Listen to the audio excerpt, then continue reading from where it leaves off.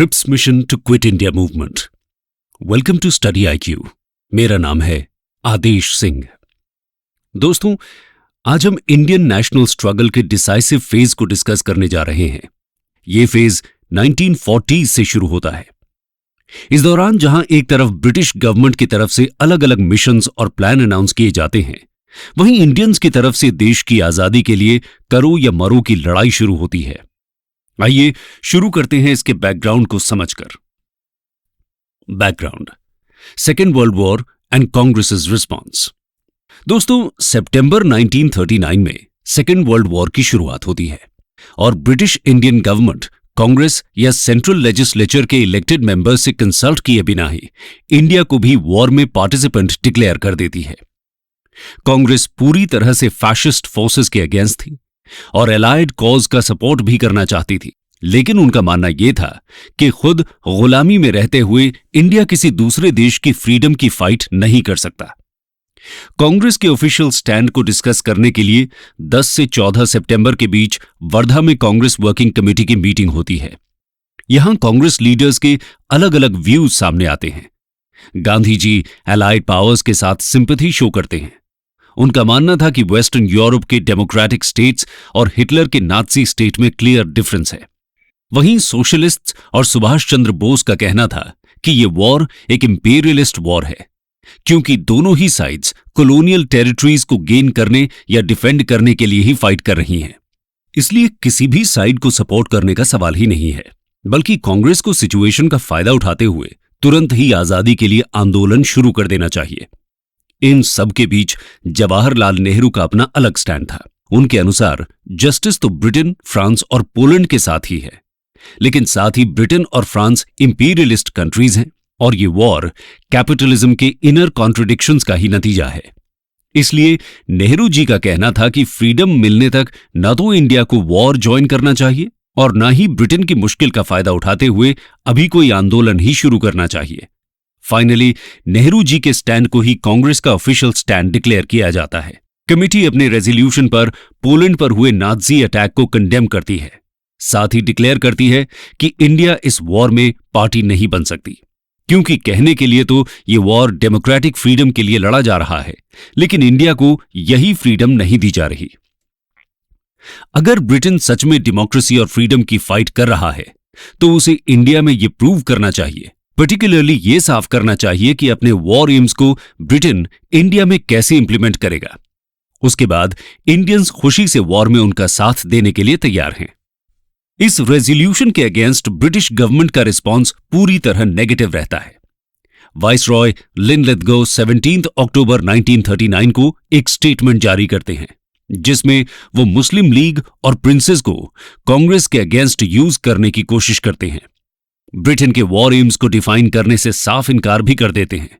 Future को लेकर बस इतना प्रॉमिस करते हैं कि वॉर खत्म होने के बाद ब्रिटिश गवर्नमेंट इंडिया की सेवरल पार्टीज, कम्युनिटीज के रिप्रेजेंटेटिव्स और इंडियन प्रिंसेस के साथ कंसल्टेशंस करेगी और डिसाइड करेगी कि 1935 एक्ट को कैसे मॉडिफाई किया जा सकता है।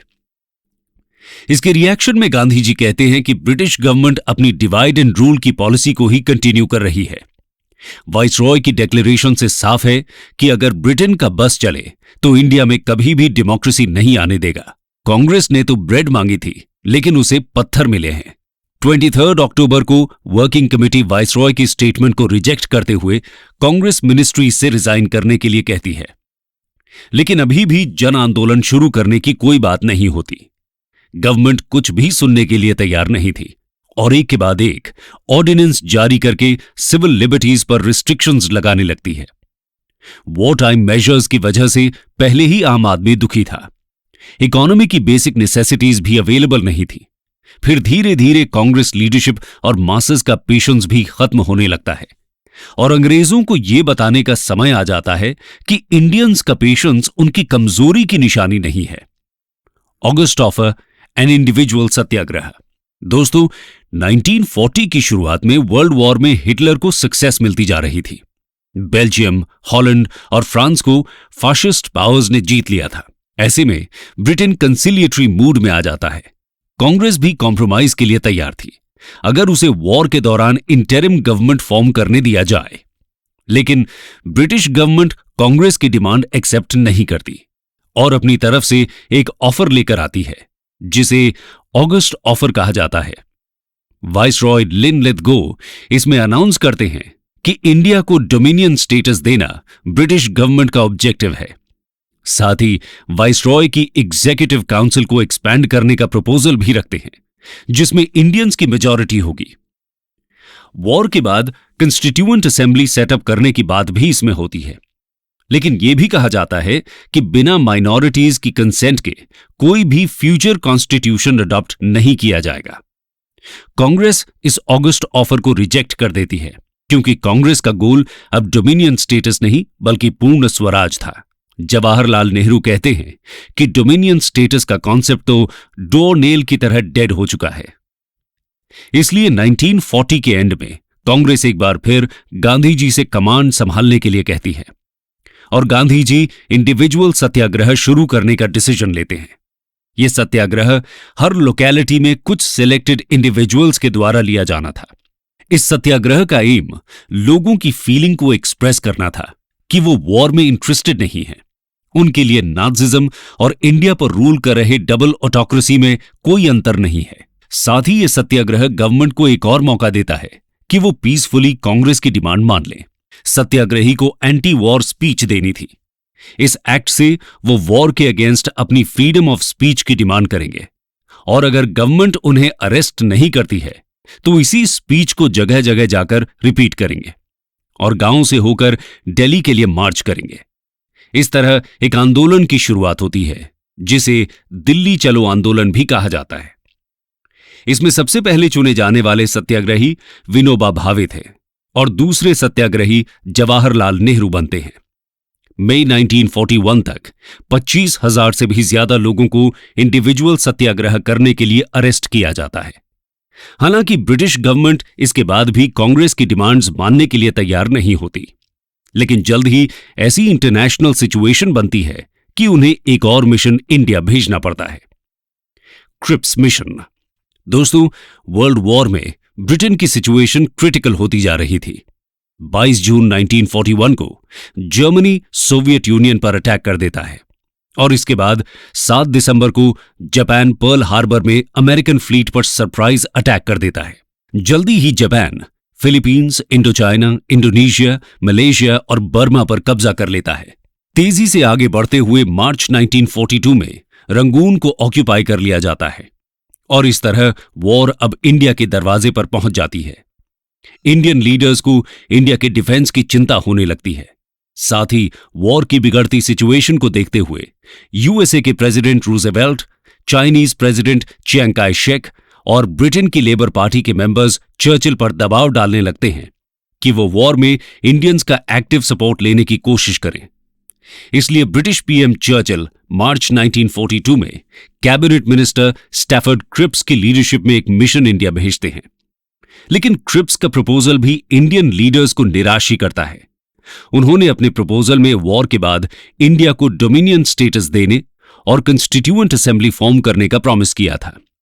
इस कंस्टिट्यूएंट असेंबली के मेंबर्स को प्रोविंशियल असेंबलीज द्वारा इलेक्ट किया जाना था और प्रिंसली स्टेट्स के केस में मेंबर्स रूलर्स द्वारा नॉमिनेट होने थे। क्रिप्स प्रपोजल में एक प्रोविजन यह भी था कि अगर कोई प्रोविंस न्यू कॉन्स्टिट्यूशन को एक्सेप्ट नहीं करता तो उसे अधिकार होगा कि वो अपने फ्यूचर स्टेटस को लेकर ब्रिटेन के साथ एक सेपरेट अग्रीमेंट करे। यह प्रोविजन मुस्लिम लीग की सेपरेट स्टेट की डिमांड को अकोमोडेट करने के लिए था। क्रिप्स प्रपोजल के बारे में जवाहरलाल नेहरू ने लिखा है कि जब उन्होंने इसको पहली बार पढ़ा तो वो बहुत डिप्रेस्ड हो गए थे। कांग्रेस डोमिनियन स्टेटस, इंडिया के पार्टीशन और कंस्टिट्यूएंट असेंबली में नॉमिनेटेड मेंबर्स जैसे प्रोविजंस पर ऐतराज जताती है। ब्रिटिश गवर्नमेंट इनकी immediate transfer of effective power की डिमांड को भी एक्सेप्ट करने से मना कर देती है और इस तरह क्रिप्स मिशन भी फेल हो जाता है। यहां ध्यान रखने वाली बात यह है कि ब्रिटिश पीएम चर्चिल चाहते ही नहीं थे कि क्रिप्स मिशन कामयाब हो। उन्होंने यह मिशन सिर्फ इंटरनेशनल कम्युनिटी में दिखावे के लिए ही भेजा था। क्रिप्स को साफ बोल दिया गया था कि ड्राफ्ट डिक्लेरेशन से अलग वो कुछ भी नहीं कर सकते। बार्गेन और नेगोशिएट करने की इनकैपेसिटी की वजह से ही यह मिशन फेलियर बनता है। क्रिप्स मिशन के फेलियर ने ब्रिटिश गवर्नमेंट की इंटेंशंस को भी साफ कर दिया था। इंडियन लीडर्स समझ जाते हैं कि अब ब्रिटिशर्स के साथ नेगोशिएशंस का कोई फायदा नहीं है, जरूरत है एक बड़े जन आंदोलन की। Quit India movement. दोस्तों, क्रिप्स के जाने के बाद गांधी जी ब्रिटिश विथड्रॉल और जापानीज इन्वेजन के against non violent non cooperation movement का रेजोल्यूशन तैयार करते हैं।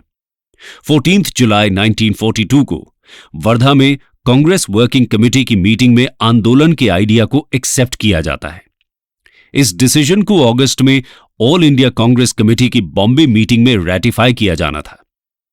8 अगस्त 1942 को बॉम्बे के गोवालिया टैंक में क्विट इंडिया रेजोल्यूशन पास किया जाता है। यहां पर ही गांधी जी करो या मरो यानी डू और डाई का नारा देते हैं। वो कहते हैं कि या तो हम इंडिया को आजाद कर लेंगे या फिर इस कोशिश में अपनी जान दे देंगे, लेकिन अब अंग्रेजी राज की गुलामी में और नहीं रहेंगे। ब्रिटिश गवर्नमेंट लेकिन ना तो कांग्रेस से नेगोशिएशन के मूड में थी और न ही आंदोलन के फॉर्मली शुरू होने का इंतजार करना चाहती थी। इसलिए 9 अगस्त की सुबह ही कांग्रेस के सभी टॉप लीडर्स को अरेस्ट कर लिया जाता है। कांग्रेस की सभी ऑर्गेनाइजेशंस को भी इलीगल डिक्लेयर कर दिया जाता है। गवर्नमेंट के इस तरह अचानक अटैक करने से लोगों में इंस्टेंटेनियस रिएक्शन देखने को मिलता है। जैसे ही अरेस्ट की न्यूज फैलती है, बॉम्बे के गोवालिया टैंक में लाखों लोगों की भीड़ जमा हो जाती है और अथॉरिटीज के साथ क्लैशेस होने लगते हैं। इसी तरह के डिस्टर्बेंसेस 9 अगस्त को अहमदाबाद और पूना में भी देखने को मिलते हैं और 10 अगस्त को दिल्ली, यूपी और बिहार के बहुत सारे शहरों जैसे कि कानपुर, इलाहाबाद, वाराणसी और पटना में हड़ताल्स, पब्लिक डेमोन्स्ट्रेशंस और प्रोसेशंस किए जाते हैं। इसके जवाब में गवर्नमेंट प्रेस पर प्रतिबंध लगा देती है। इसी बीच कांग्रेस के बहुत से प्रोविंशियल और लोकल लीडर्स जो अरेस्ट होने से बच गए थे, अपने अपने रीजन्स में पहुंच जाते हैं और रेजिस्टेंस ऑर्गेनाइज करने की तैयारी करते हैं। आंदोलन की खबर गांव-गांव तक पहुंचने लगती है। पूरे देश में इसका असर दिखने लगता है। आइए जानते हैं कि पब्लिक किस तरह आंदोलन में अपना योगदान देती है। Public on rampage. दोस्तों, क्विट इंडिया मूवमेंट के दौरान लोग सिंबल्स ऑफ अथॉरिटी को अटैक करना शुरू करते हैं। Police stations, post offices, courts, railway stations जैसी जगह पर कब्जा करना शुरू कर देते हैं। पब्लिक बिल्डिंग्स पर नेशनल फ्लैग फहराया जाता है। रेलवे ट्रैक्स उखाड़ दिए जाते हैं। टेलीग्राफ लाइंस को कट कर दिया जाता है और कई जगह ब्रिजेस उड़ा दिए जाते हैं। कई जगह पर सत्याग्रहीज के ग्रुप्स तहसील जाकर खुद को अरेस्ट करा लेते हैं। पूरे देश में स्टूडेंट्स स्कूल्स और कॉलेजेस की हड़ताल कर देते हैं और इलीगल पत्रिकाज का डिस्ट्रीब्यूशन करने लगते हैं। अहमदाबाद, बॉम्बे, जमशेदपुर, अहमदनगर और पूना में वर्कर्स हड़ताल शुरू कर देते हैं। जन आंदोलन बहुत ही तीव्र और उग्र होने लगता है।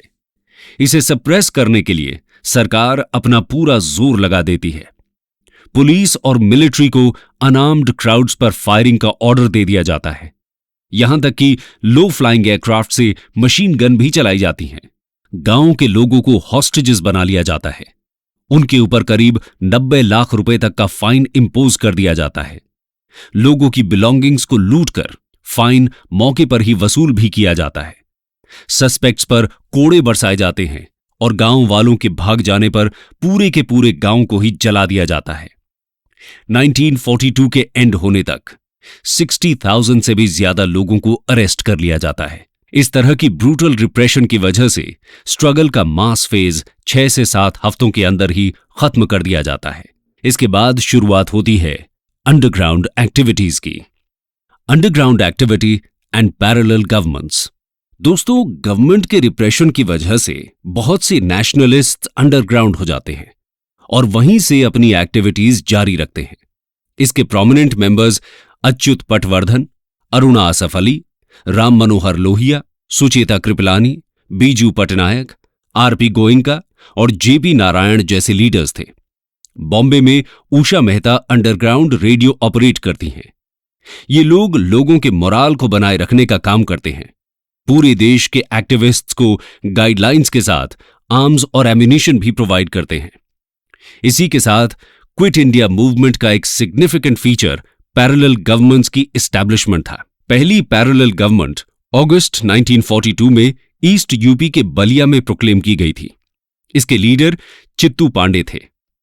17 दिसंबर 1942 को बंगाल के मिदनापुर डिस्ट्रिक्ट में तामलुक नाम की जगह पर जतिया सरकार एग्जिस्टेंस में आती है। यह सितंबर 1944 तक चलती है। महाराष्ट्र के सतारा में मिड 1943 में प्रति सरकार ऑर्गेनाइज की जाती है। यह सबसे लंबे समय तक चलने वाली पैरेलल गवर्नमेंट थी। 1945 तक ये काम करती है। इसको लीड कर रहे थे वाई.बी. चौहान और नाना पाटिल जैसे लीडर्स। आइए अब इस आंदोलन में मास पार्टिसिपेशन के एक्सटेंट को समझते हैं। Extent of mass participation. दोस्तों, क्विट इंडिया मूवमेंट में बहुत बड़े स्तर पर मास पार्टिसिपेशन देखने को मिलता है। जैसा कि हम डिस्कस कर चुके हैं, पूरे देश के लोग इस आंदोलन में अपने अपने तरीके से योगदान देते हैं। आंदोलन में यूथ, स्पेशली स्टूडेंट्स, सबसे आगे नजर आते हैं। इसके साथ ही विमेन भी कंधे से कंधा मिलाकर आंदोलन में अपनी भागीदारी निभाती हैं। वर्कर्स और पेजेंट्स के सहयोग के बिना तो आंदोलन की कल्पना भी नहीं की जा सकती। अगर पॉलिटिकल पार्टीज की बात की जाए तो मुस्लिम लीग इस आंदोलन का विरोध करती है। हिंदू महासभा भी क्विट इंडिया का बॉयकॉट करने का डिसीजन लेती है। लेकिन इसके बाद भी मुस्लिम्स का पार्टिसिपेशन हमें इस आंदोलन में नजर आता है। साथ ही आंदोलन के दौरान किसी भी तरह के कम्युनल क्लैशेस भी नहीं हुए थे। कम्युनिस्ट पार्टी भी आंदोलन को ज्वाइन नहीं करती, क्योंकि सोवियत रशिया पर जर्मनी का अटैक हो चुका था। इसलिए कम्युनिस्ट्स वॉर में ब्रिटिश का सपोर्ट करने लगते हैं। इंपीरियल वॉर उनके लिए पीपल्स वॉर बन जाता है।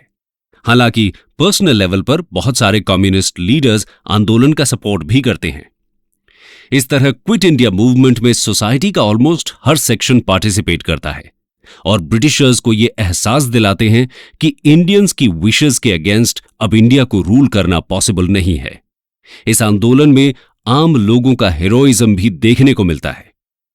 लीडरशिप के अभाव में और गवर्नमेंट के ब्रूटल रिप्रेशन के बाद भी वो आंदोलन को मरने नहीं देते। कंक्लूजन। दोस्तों, क्विट इंडिया मूवमेंट के बाद यह साफ हो गया था कि आजादी को ज्यादा देर तक इंडियन से दूर नहीं रखा जा सकता। ब्रिटिश गवर्नमेंट समझ गई थी कि अगर फिर से ऐसा एक मूवमेंट होता है तो ब्रिटिशर्स के लिए रिप्रेस करना पॉसिबल नहीं होगा।